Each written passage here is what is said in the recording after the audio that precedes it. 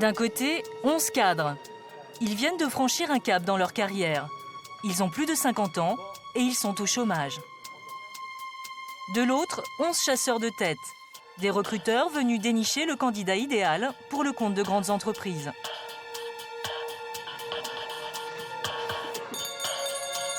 C'est terminé, on change de table.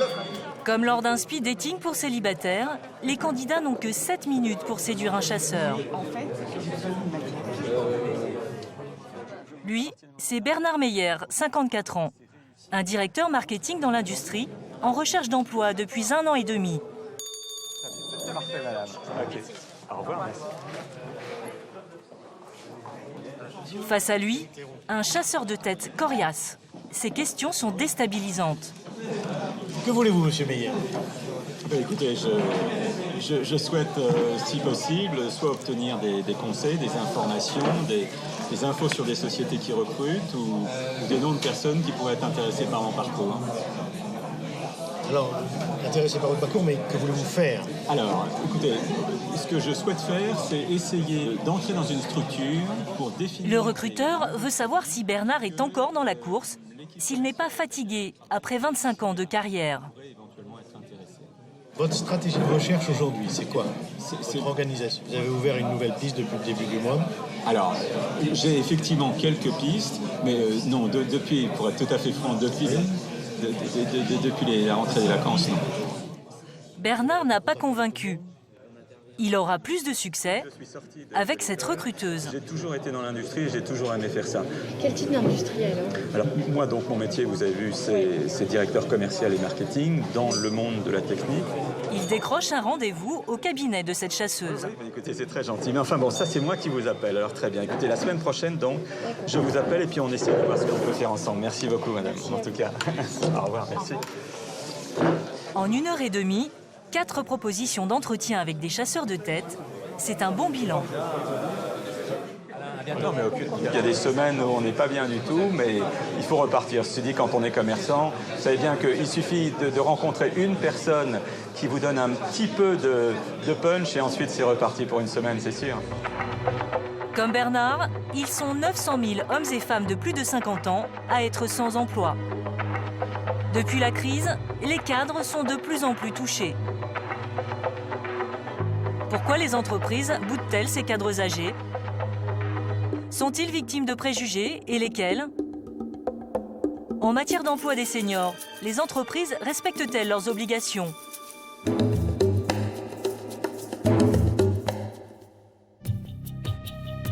Notre première démarche est d'aller à la rencontre de 2 cadres de plus de 50 ans. Bruno Hilt est au chômage depuis début 2010. Brigitte a fini par accepter un travail en dessous de ses compétences. Bruno Hilt habite près de Bordeaux. Ce directeur commercial consacre 4 heures par jour à sa recherche d'emploi. Il a envoyé plus de 800 candidatures en 2 ans et demi. Pour un résultat très décourageant. À ce jour, j'ai dû avoir une quinzaine d'entretiens à peu près. Sachant que sur la quinzaine d'entretiens, il y en a eu plus de la moitié, 2 bons tiers qui ne se sont passés qu'au téléphone. Et ça n'a jamais été au-delà d'un premier entretien téléphonique. Ça n'a jamais été au-delà. C'est beaucoup? Non, c'est infiniment peu. On est de l'ordre du 1%, même pas. Enfin, c'est ridicule, quoi. C'est un chiffre parfaitement ridicule. Sur ces 15 entretiens, Bruno a décroché 2 CDD de 3 et 6 mois. Mais depuis novembre dernier, plus rien. Novembre dernier, c'est justement le mois de son anniversaire. Le mois de ses 50 ans. On a plein de compétences et de qualités qu'on a perdues entre la nuit de 49 ans à 50 ans. Dans cette nuit-là, on perd des quantités de trucs, on ne s'explique pas. Mais c'est comme ça. Et donc, donc après, il faut convaincre que non, c'est pas parce qu'on a passé de 23h59 à minuit, dans cette minute-là, il ne s'est rien passé d'extraordinaire. On est toujours adaptable, on est toujours à l'écoute, on est toujours capable. Et en plus de ça, on a une expérience de 20 ou 25 ans derrière nous qui nous permet d'avoir un certain recul pour éviter les erreurs des débutants, quoi. Brigitte, 52 ans, a perdu son travail il y a 3 ans. Au printemps dernier, elle a trouvé un emploi saisonnier de vendeuse de maillots de bain. Ça a l'air bien, madame, hein? Oui. Hein? Alors, les hauts, j'ai des petites robes. Vous l'essayez, vous? Ça va. Ah, vous êtes spontanée, madame, hein, mais vous pouvez aller dans les cabines. Vous pouvez aller dans les cabines. Brigitte est à l'aise avec ses clientes. Elle a le sens du contact, car son vrai métier, c'est le recrutement. Pendant 26 ans, elle a été directrice des ressources humaines dans la grande distribution. De sa vie de cadre, elle conserve ses photos. Un voyage organisé avec les 400 salariés de son entreprise. Elle a alors un statut et un salaire de 3 000 € par mois. Hollywood, San Francisco, la Floride, elle profite de la vie. Mais fin 2009, c'est le licenciement. En 3 ans, elle a envoyé une centaine de candidatures. Et épuisée, ses droits aux acédiques. Alors, elle n'a plus le choix. Cadre supérieur, elle devient vendeuse. Les maillots sont classés par taille. C'est vrai qu'il y a quelques mois de ça, j'aurais jamais accepté de faire ce travail-là, c'est clair. Parce qu'on a de l'orgueil, on a de la fierté, parce qu'en fait, c'est souvent le regard de l'autre. On va vous dire, bon, quel est votre métier aujourd'hui? C'est vrai que moi, par fierté, j'ai toujours dit, je suis responsable des ressources humaines, ou je suis consultante en ressources humaines. Avec ce job de vendeuse à temps partiel, Brigitte a retrouvé un salaire. Elle gagne 776 € par mois, soit 4 fois moins que son ancien salaire de DRH. Au départ, vous avez, on va dire, ça fait mal au cœur. Parce qu'effectivement, tout à l'heure, on parlait de notre valeur. Vous vous dites, mais mince, je vaux mieux que ça, quoi. Je vaux plus que ça. Avec les compétences que j'ai, je vaux plus. Comment je vais faire pour me réinsérer dans un job dans ma vraie valeur? Voilà, c'est ça la question qu'il faut se poser. Et c'est la question que je me pose encore.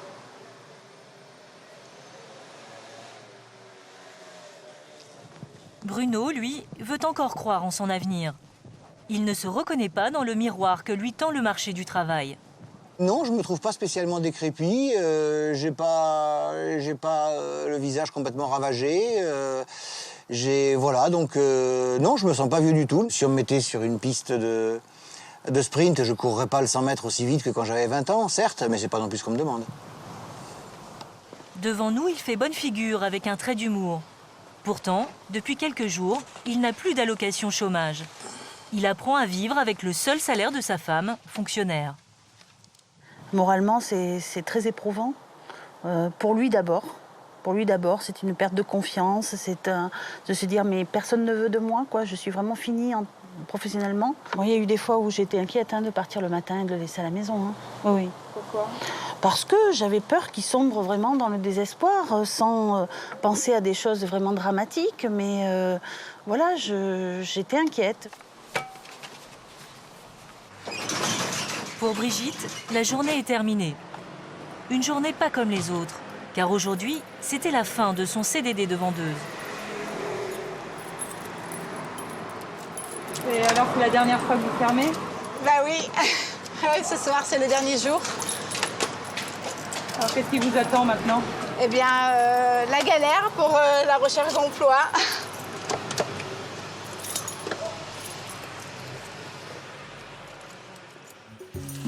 Beaucoup de démarches, peu de propositions d'entretien. Pourquoi les seniors comme Bruno et Brigitte sont-ils dans une impasse? Pour le savoir, nous suivons Frédéric Cavalier, un chasseur de tête. Il nous emmène chez 2 employeurs pour qui il recrute régulièrement des salariés. Dans sa pochette, des CV de quinquas et de cadres plus jeunes. Ici, nous sommes dans un laboratoire de médicaments vétérinaires dont il connaît bien la directrice. Tout va bien? Ouais, écoute, toujours à rythme. Le poste est celui d'un chargé de communication, rémunéré 3 000 € bruts par mois. Donc je te propose ce premier profil d'une jeune femme de 28 ans, a le dynamisme attendu et la souplesse. D'accord. Ouais. La deuxième qui travaille sur communication événementielle avec un profil également junior. Et là, c'est une personne qui émane de mon réseau, que j'ai pu rencontrer Il y a de ça quelques mois, qui a 52 ans aujourd'hui. D'accord. Pour la candidate quinquagénaire, il insiste un peu. Après, tu as ceux dont tu parles 4 langues, a une expérience que je trouve vraiment de valeur par rapport encore une fois à ton projet. Il précise bien sûr que la quinca accepterait le même salaire qu'un junior, 3 000 €. Et pourquoi quelqu'un de 52 ans voudrait être payé comme quelqu'un de 28 ans? Alors si tu regardes bien son CV, c'est quelqu'un qui malheureusement aujourd'hui n'a pas d'expérience depuis 2010, qui fait près de 2 ans maintenant, qui a par ailleurs une situation personnelle qui fait qu'elle n'a pas besoin non plus de rentrer dans des grands niveaux de rémunération. Mais la directrice ne semble pas convaincue. Je peux comprendre la démarche de dire moi je suis prête à commencer le boulot comme ça. Est-ce que du coup après elle va revenir en me disant bon, c'est bien, j'ai fait 1 an au même tarif que Mademoiselle qui a 28 ans, mais bon maintenant, voilà, maintenant je veux reprendre, je veux reprendre. En clair, les seniors seraient trop chers. Au deuxième rendez-vous, nous découvrons les autres reproches faits au quinca. Pour ce PDG qui recrute des commerciaux, les plus de 50 ans ont 2 défauts rédhibitoires. Pour moi, les 2 points qu'il faut réellement valider en entretien de recrutement sur un quinquagénaire, c'est l'expertise informatique qui aujourd'hui est une des valeurs ajoutées de notre société et qui est une des attentes de nos clients. Donc ça peut être le point de faiblesse. Et l'autre point, c'est plus dans le tempérament des gens, d'avoir la capacité et l'humilité de dire je peux être managé par quelqu'un qui a 35 ans. Après, de temps en temps, ça fait un peu d'étincelle au niveau managérial, en partie à cause de ça.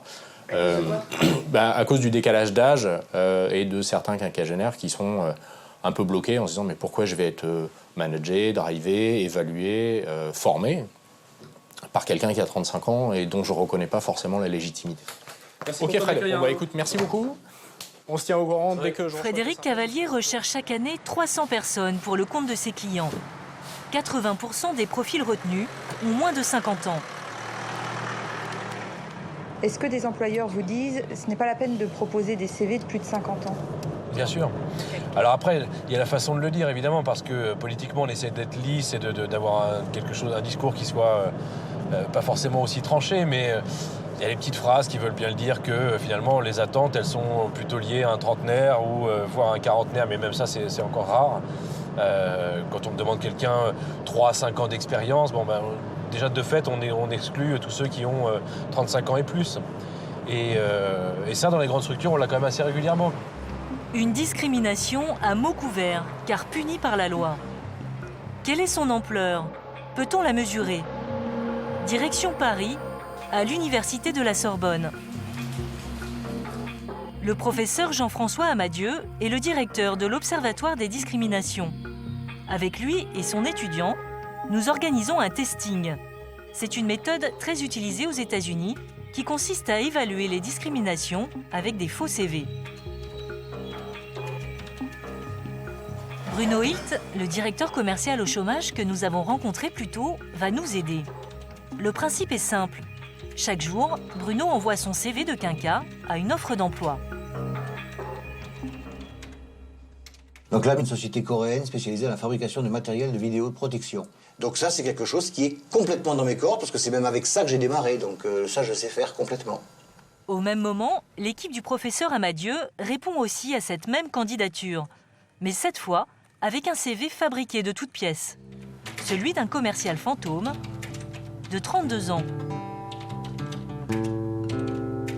Pour que ce CV fictif de trentenaire soit comparable au CV de Bruno Hilt, l'équipe du professeur Amadieu a fait en sorte qu'il soit similaire.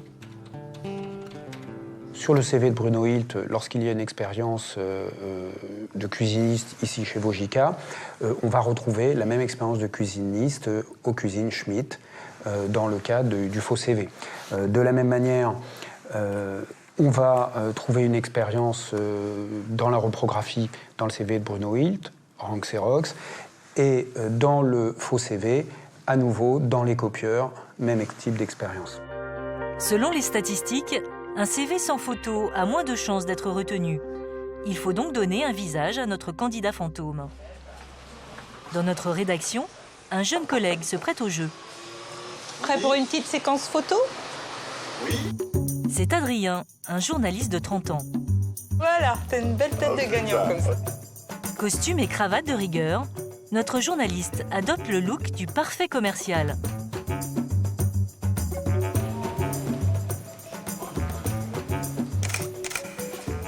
Adrien devient Christophe Martin, 32 ans, commercial en recherche d'emploi. Et voici la liste des entreprises auxquelles nous avons envoyé les 2 CV. 200 offres en tout.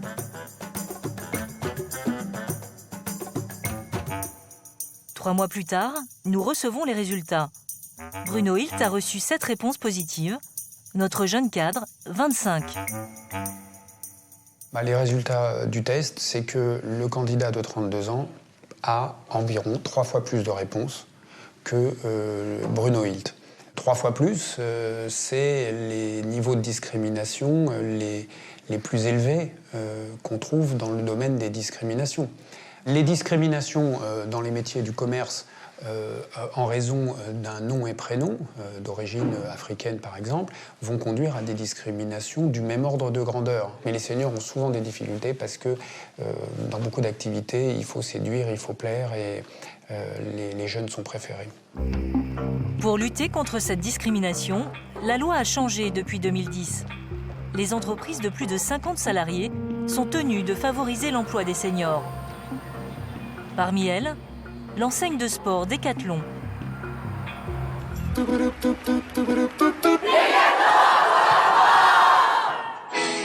Une société à l'image jeune et dynamique, comme le montre ce clip sur Internet. L'enseigne de sport a signé un contrat dans lequel elle s'engageait à embaucher des plus de 50 ans. A-t-elle respecté ses promesses ? L'un de nos premiers contacts chez Decathlon s'appelle Fabien Gauthier. Il est cadre chef de rayon, il a 37 ans. Je commence à être un dinosaure chez Decathlon. Je suis celui qui a le plus d'ancienneté parmi l'équipe de cadres de mon magasin. Pourtant, 37 ans, c'est jeune, non? Oui, mais chez Decathlon, les seniors commencent à 45 ans. Si Fabien Gauthier accepte de nous parler, c'est qu'il est aussi syndicaliste. À son poste de chef de rayon, il recrute régulièrement des vendeurs. À chaque fois que j'ai eu une personne quinquagénaire à proposer pour un poste, eh bien, tous les directeurs que j'ai eus successivement m'ont dit que c'était même pas la peine, qu'il fallait lui répondre par la négative, comme quoi il ne correspondait pas au poste et qu'on avait trouvé éventuellement quelqu'un d'autre. Et donc les arguments avancés, c'était pas il n'est pas compétent, il n'est pas sportif, c'était vraiment son âge pour le coup. Et c'était des arguments du type bon mais tu te rends compte qu'est-ce que ça va faire dans le rayon, comment est-ce qu'il va faire pour s'intégrer avec le reste de l'équipe qui elle a 20, 22, 23 ans, 25 ans. Car chez Decathlon, les jeunes mènent la danse.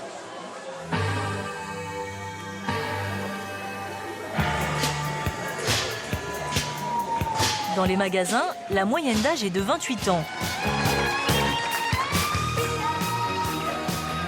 Sur cette vidéo, une chorégraphie surprise organisée par les salariés. Des dizaines de magasins en postent régulièrement sur Internet. Pour s'intégrer, les quinquas devront faire preuve de souplesse.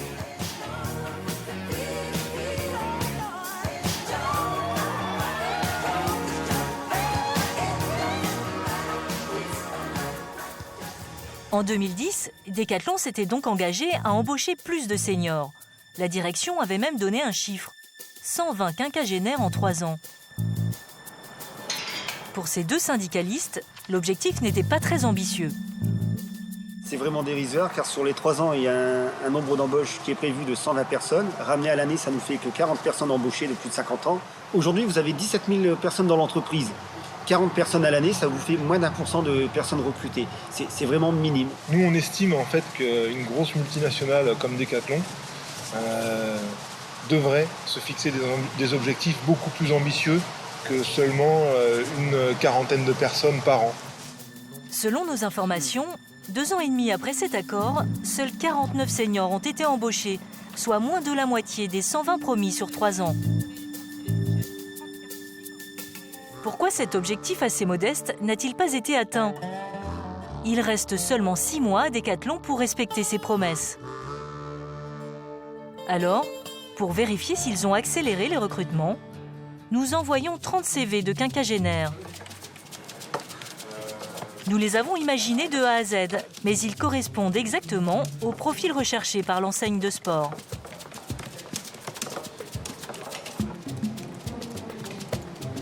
Decathlon cherche des responsables logistiques et des chefs de rayon. Rien de plus simple. Decathlon veut des quinquas sportifs. Il n'y a qu'à demander.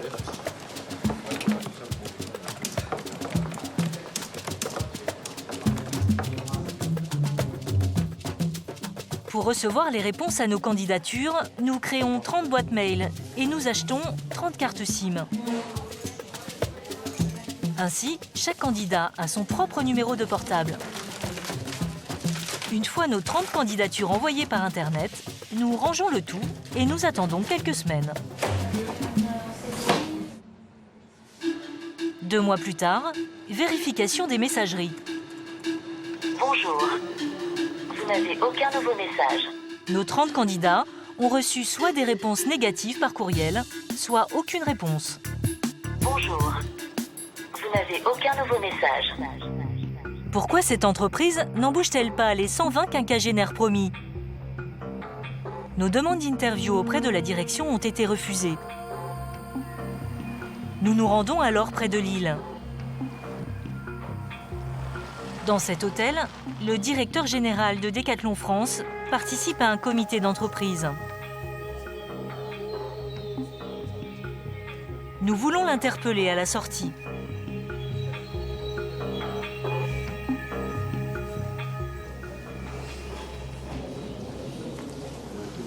Je fais un reportage sur les contrats seniors. Et dans le reportage, il y a un chapitre consacré aux contrats seniors de Decathlon. Donc je venais vous voir parce que je voulais savoir pourquoi, sur les 120 embauches promises, il y en avait qu'une petite cinquantaine qui avait été réalisée. Jean-Jacques Manceau. Je l'ai déjà fait. Non mais alors, attendez. Si. Attendez, juste 2 secondes. Il vous a répondu quoi? La première fois, il m'a répondu non. J'ai refait une demande par mail au mois de juin. Il m'a toujours répondu non. C'est pourquoi je viens vous voir, parce que ça serait bien que vous donniez votre... Donc c'est qu'on n'a pas envie de s'exprimer là-dessus. Oui, mais moi, je voulais vous informer qu'il y aura quand même un chapitre sur Decathlon et que ça serait bien que vous puissiez vous expliquer. Vous dites que la direction n'a pas souhaité s'exprimer sur le sujet. Mais pourquoi vous ne souhaitez pas vous exprimer? Pourquoi c'est gênant pour vous? C'est ma réponse. Pourquoi c'est gênant qu'il n'y ait que 50 personnes? Donc il y a des tabous à Decathlon? C'est gentil. Bonne journée.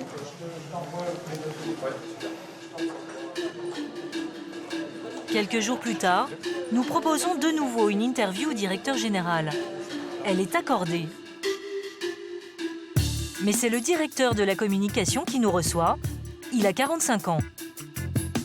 Il nous explique que l'image de l'entreprise est jeune et qu'elle n'attire pas les seniors. On ne reçoit pas aujourd'hui beaucoup de CV, enfin on ne recevait pas aujourd'hui beaucoup de CV de seniors. Et le peu qu'on recevait, nos directeurs de magasins n'étaient pas forcément formés, n'avaient pas forcément compris l'intérêt de recruter ces gens. Maintenant, nos directeurs de magasins, nos directeurs régionaux ont bien conscience de l'intérêt de recruter des seniors et ont bien conscience que c'est la volonté de l'entreprise. Aujourd'hui, les directeurs de magasins seraient donc motivés pour étudier les candidatures de seniors. Pourquoi alors n'avons-nous reçu aucune réponse à nos 30 candidatures fictives? Nous décidons de dévoiler à notre interlocuteur l'envoi de nos 30 CV. Voilà, donc on vous a envoyé une trentaine de CV fin juin. Résultat, 0 entretien, 0 intérêt de la part de Decathlon. Comment vous expliquez ça? Moi, je ne suis pas... pas une explication. C'est vrai que vous avez envoyé vos CV par le site, en fait. Par les 3 sites, Senior en Or, Deuxième Carrière et le 3e Between. Est-ce que Decathlon a vraiment envie d'embaucher des quinquas? Oui, bien sûr. Mais alors, qu'est-ce que vous faites? Vous recevez 30 CV et il ne se passe rien. Mais quand vous disiez que sur 3 ans, quand je vous disais qu'il y avait un certain nombre de mises en place à faire, on a conscience aujourd'hui... Mais là, c'était fin juin, hein. C'était 33 mois après le début de l'accord, quand même. Decathlon est une entreprise de 17 000 personnes. On ne mobilise pas une armée de 17 000 hommes comme une petite start-up. Nos directeurs de magasins qui ont en moyenne entre 28 et 32 ans, de façon naturelle, ont un petit peu d'appréhension à recruter une personne qui a 20 ans d'expérience de plus qu'elle. Enfin, 20 ans d'expérience, pas forcément dans le même métier, mais qui a 52, 53 ans. Est-ce que l'entreprise aujourd'hui, elle est prête pour un plan comme ça? Peut-être pas encore. Donc on progresse chaque jour. Aujourd'hui, la direction de Decathlon affirme que l'enseigne respectera son engagement et qu'elle aura recruté 120 seniors d'ici fin décembre. Mais rien ne l'y oblige. En effet, l'accord signé avec l'État en 2010 ne prévoit aucune sanction. Quant aux entreprises qui avaient promis d'embaucher des quinquas, aucun bilan chiffré n'a été établi.